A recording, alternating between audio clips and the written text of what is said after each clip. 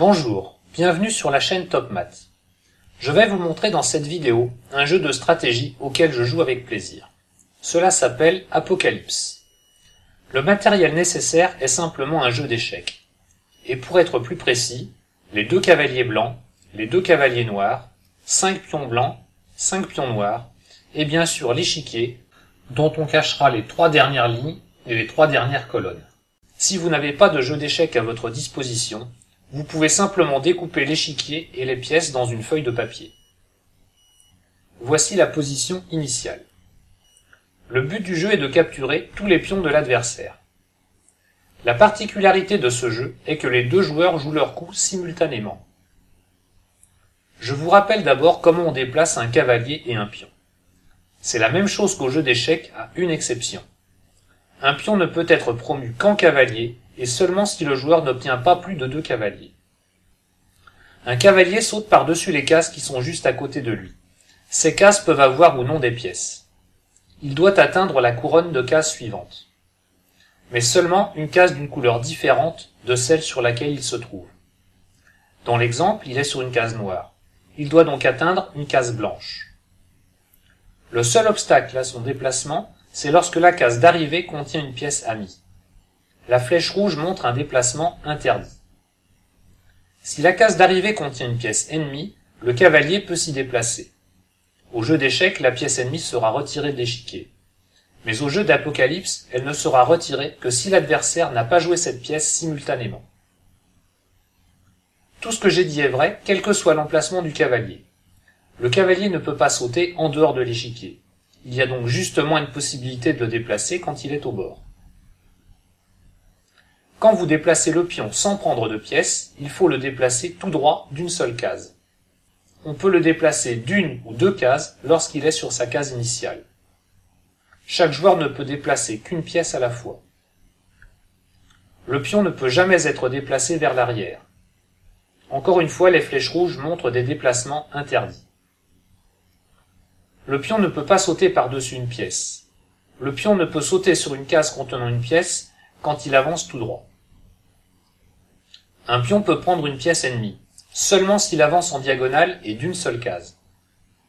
Un pion ne peut pas prendre une pièce amie, et un pion ne peut pas se déplacer en diagonale sur une case inoccupée. La prise en passant.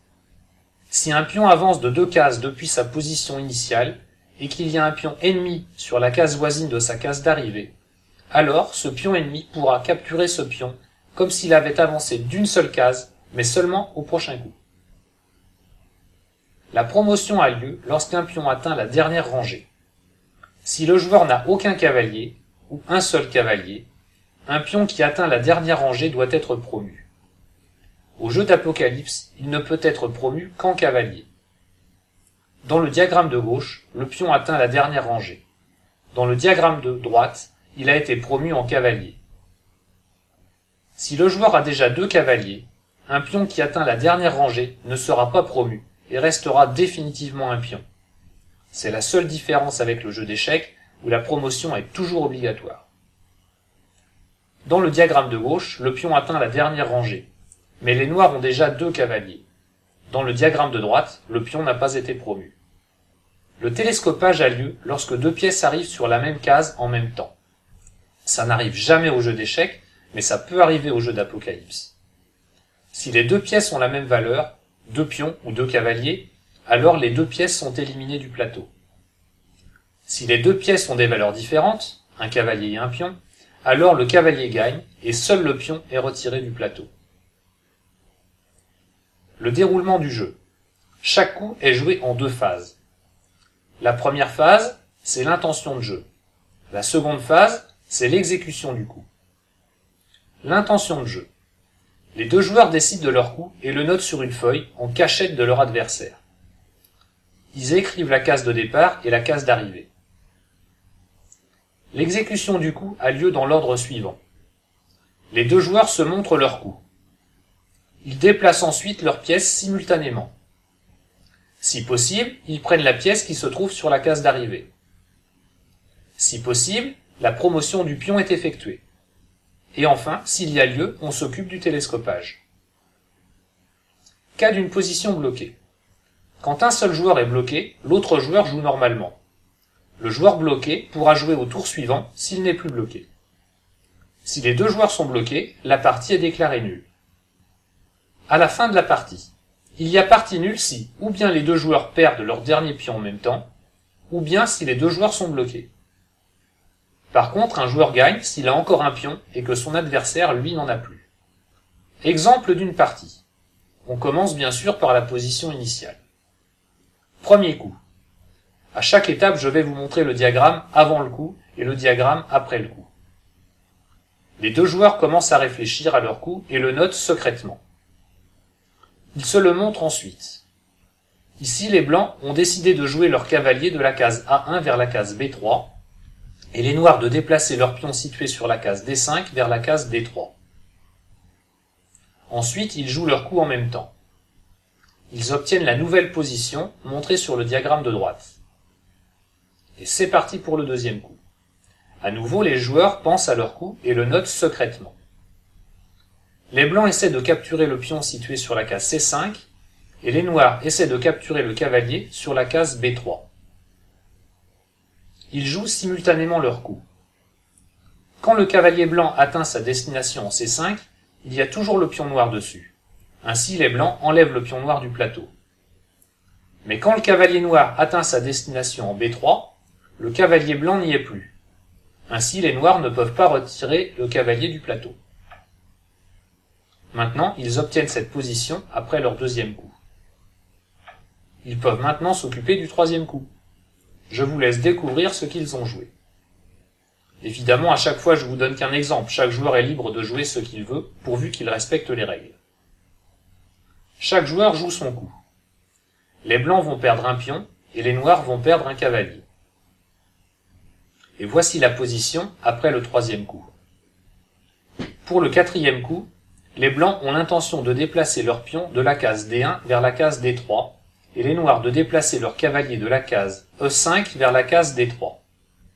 On se retrouve donc dans un cas de télescopage. Le cavalier gagne contre le pion.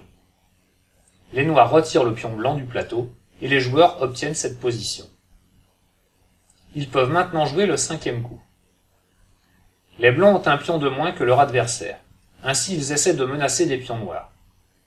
Les noirs essaient d'augmenter leur avantage en capturant un autre pion.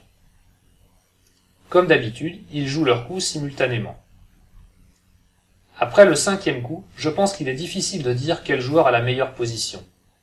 Les noirs ont un avantage de 2 pions, mais les blancs ont un cavalier de plus.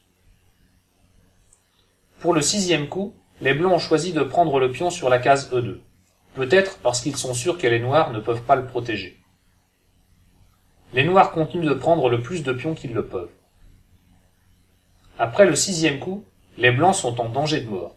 Il ne leur reste plus qu'un pion, et s'ils le perdent, ils perdent la partie. Au septième coup, les deux joueurs déplacent un cavalier sur la case D3. C'est encore un télescopage. Mais cette fois-ci, les deux pièces ont la même valeur.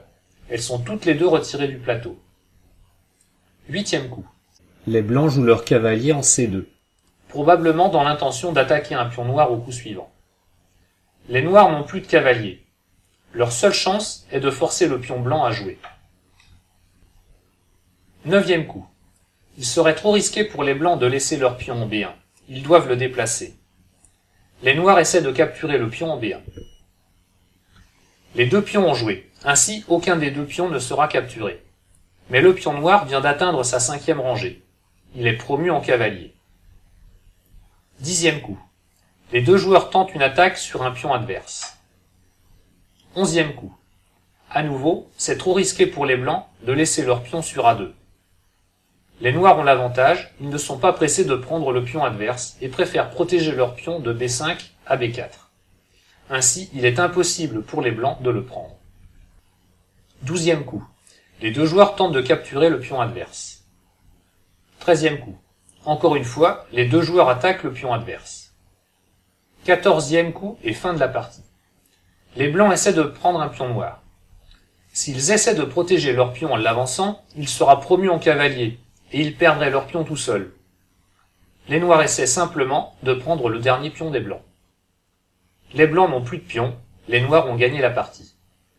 J'espère que vous allez prendre plaisir à jouer au jeu d'Apocalypse avec vos amis. À bientôt sur la chaîne Top Math.